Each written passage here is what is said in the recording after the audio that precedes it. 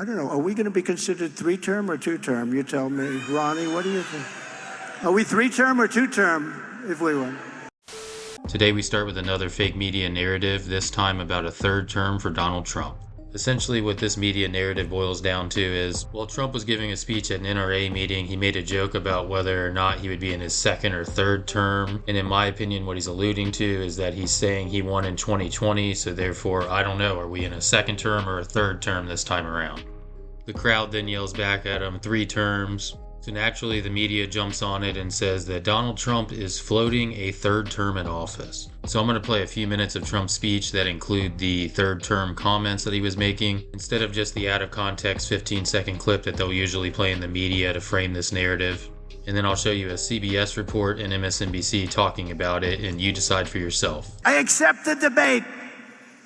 I accept it. You know why? Because nobody thought he was going to debate. They didn't think I'd accept it. I accept. Then another one called. They put out another one. I said, I accept. They didn't even tell me where it was, who it was. I didn't care. What the hell difference does it make? I mean, you know. So we did something that they were shocked at. They had no idea that, you know, they figured, well, we're not going to do CNN, and we're not going to have Tapper be the guy. And we're not going to have other people involved in that show that, you know, they thought there was no negotiation. I said, I accept anything you want. Let's debate. And now they're shocked. They don't know what the hell to do because they have a debate. But just remember this. We'll go back and finish. You know, there is a genius to what I'm doing. You do know that. I go from here to there, and it all comes back into a beautiful picture. You know, it really, do you notice? It all comes back into a beautiful picture. Great memory. It's a beautiful thing. But remember what they're going to do. If this horrible, low IQ individual who's representing us, if this horrible person who's done such a bad job, worst president in history by far, if this horrible individual finishes the debate, which I think he will, if he's standing, they'll say it was a brilliant performance. It was a brilliant performance. They've never seen anything like it. Very much reminiscent of the days of FDR. You know, FDR was had a beautiful patrician voice, magnificent voice, great debater, very smart man. You know, FDR, 16 years, almost 16 years. He was 4-term.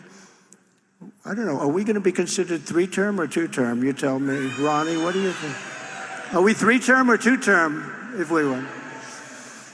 But think of it. They're going to say, wonderful. Now, he did that State of the Union the other day. He was high as a kite. So I think we should call for drug tests on the debate. Yeah? We're going to call for drug tests. We're going to call for drug tests. So anyway, so Macron calls. See what I mean? Look, I start. Even I say to myself, you're a frickin' genius.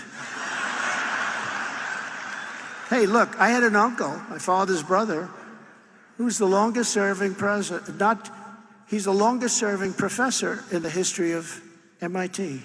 He graduated. He was a phenomenal student, a real genius, really brilliant guy. And, you know, I believe in the racehorse theory. Fast horses produce fast horses.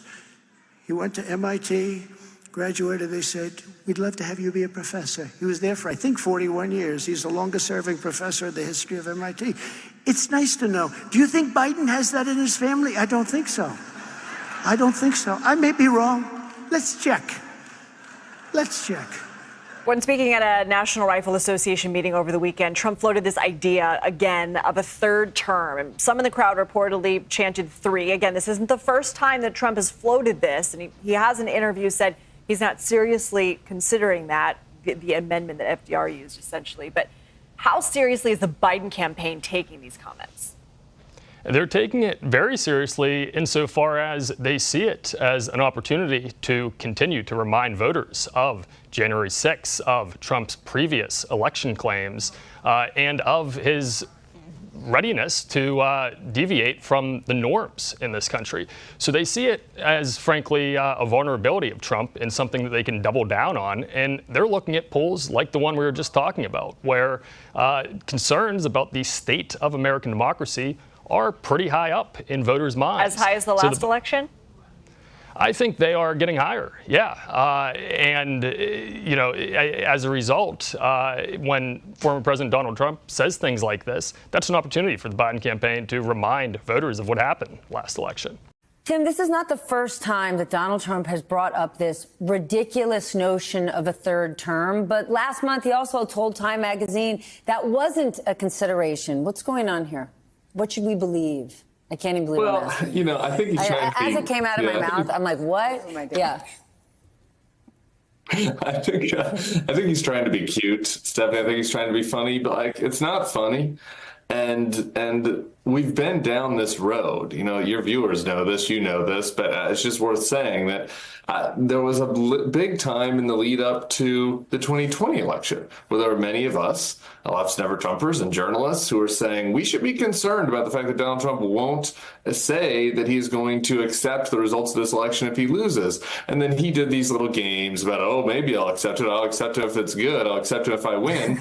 And we all saw where that led. People really bought into his lies. They bought into his BS. He might have been, somewhat tongue in cheek, but they were taking him very seriously, and they ended up storming the Capitol as a result. So I think that's pretty much what's going on here. He thinks that he's in on some big joke, but unfortunately, it's really serious business. That sounds to me like he's making a joke in usual Trump manner, and it kind of goes along with the entire thing. He's talking about how he's a genius, Joe Biden is an idiot, etc. And just remember, despite what they're telling you in the media, Trump already left office once in 2021. Suggesting that he wouldn't do it again is disingenuous at best. This third term narrative that they're always trying to push also reminds me of the bloodbath narrative that they were trying to frame not too long ago. For those of you who haven't seen it, Trump said during a speech that there would be an economic bloodbath if he was not elected in 2024. And then the media ran with it and said that he was threatening some sort of physical massacre. So here are Trump's bloodbath comments where it's pretty obvious he's talking about the economy, along with a bunch of examples of the term bloodbath being used by the very people who were saying Donald Trump should not be using it. Mexico has taken, over a period of 30 years, 34% of the automobile manufacturing business in our country. Think of it. Went to Mexico. China now is building a couple of massive plants where they're going to build the cars in Mexico and they think that they're going to sell those cars into the United States with no tax at the border. Let me tell you something to China. If you're listening, President Xi, and you and I are friends, but he understands the way I deal, those big monster car manufacturing plants that you're building in Mexico right now, and you think you're going to get that, you're going to not hire Americans, and you're going to sell the cars to us. No, we're going to put a 100% tariff on every single car that comes across the line, and you're not going to be able to sell those cars. If I get elected, now if I don't get elected, it's going to be a bloodbath for the whole, that's going to be the least of it. It's going to be a bloodbath for the country. That'll be the least of it. But they're not going to sell those cars. They're building massive factories. A friend of mine. Not only is it going to be a bloodbath, but after they leave New Hampshire, it's a bloodbath on her home turf. That's really tough. Trump has left a lot of corpses in his wake. I mean, we can count the bodies as part of the, quote, MAGA drive to take over Maricopa County. And the headline refers to it as an impending bloodbath. Columnist Charles Blow has a new piece for the New York Times entitled A Biden Bloodbath. He's even predicting a bloodbath. What does that mean? He's going to exact a bloodbath? There's something wrong here. How respectful I am of the American people and their goodness. But how much more do they have to see from him to understand that this isn't what our country is about? 2018 midterms, you can bet that they 100% are fearing a slaughter. In fact, the word bloodbath and massacre come up frequently. The Republican Party will be destroyed. It's going to be a bloodbath. There's going to be a bloodbath one way or the other. Bloodbath for Bernie Sanders. It's been a bloodbath there, shaping up to be a bloodbath. Head off a bloodbath in next year's crucial midterm. Off-year elections are often a bloodbath. This week's bloodbath for Democrats. A bloodbath at the ballot box. There could be a Republican bloodbath. They'll talk about a bloodbath. It's a bloodbath. I have to talk about you. And It's going to be a bloodbath all day long. Is in for a bloodbath. Hasn't been a bloodbath on the way down. He's talking about a bloodbath for America. It's laid out in the terms of it. And these idiots on Twitter, these idiots on cable news, these idiots on Sunday shows going, well, president, you know, he was talking only about the auto industry, and this is one more. It's just bullshit. Let me say that at 6:15 a.m. It's just bullshit. He knew what he was doing. We're not stupid. Americans aren't stupid. He was talking about a bloodbath. Sometimes a bloodbath means a bloodbath.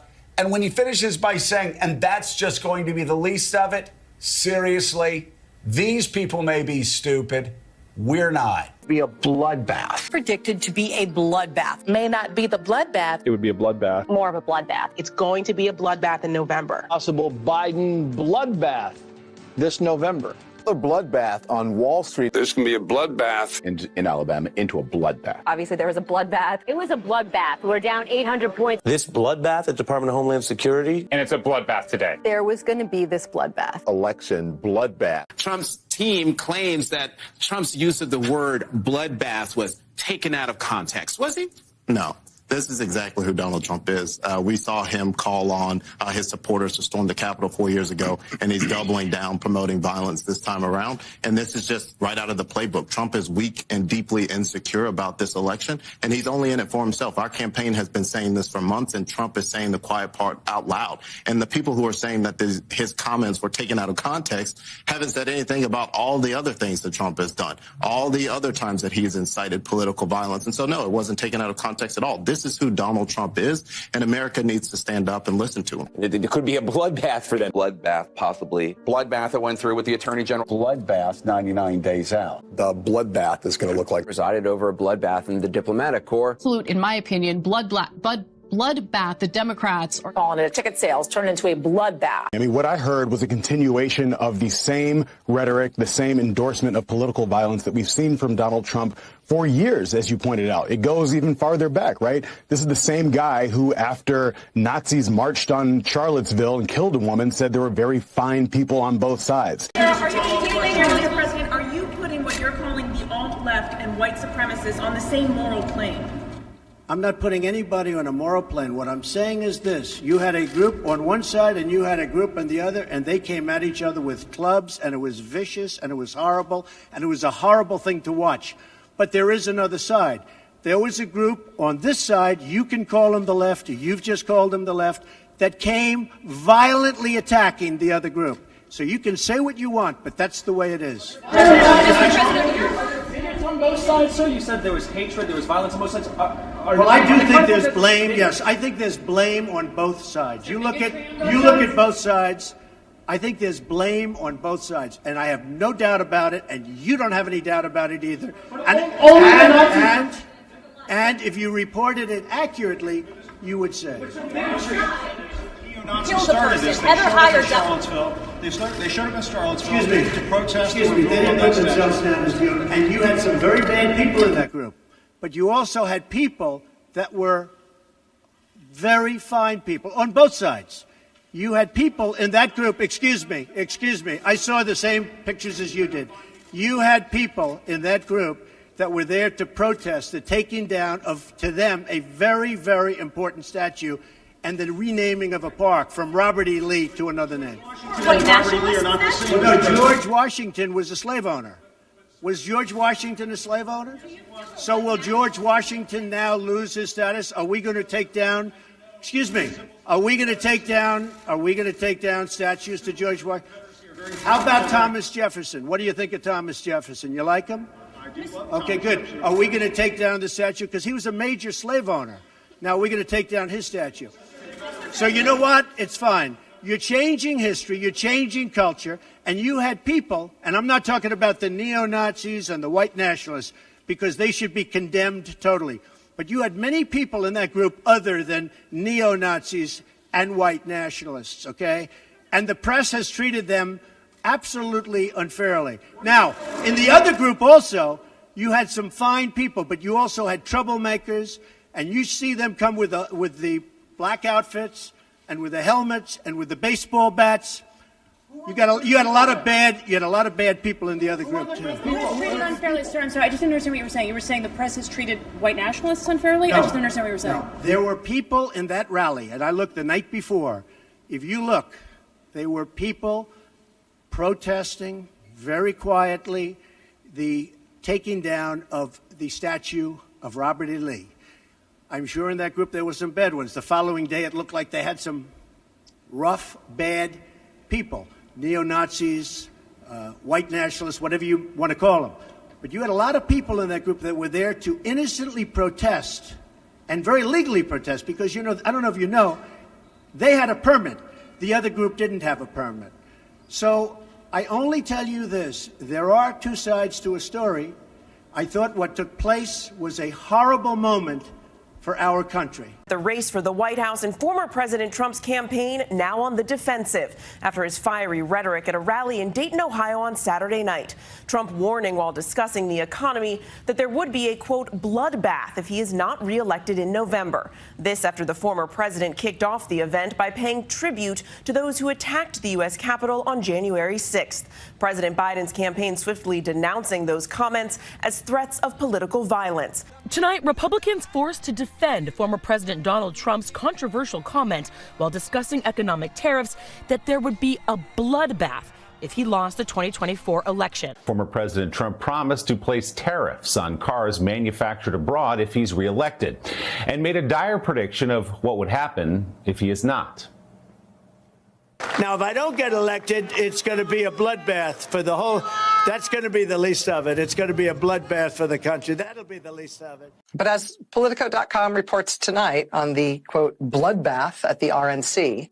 Headlines calling it a, quote, bloodbath. The hypocrisy abounds.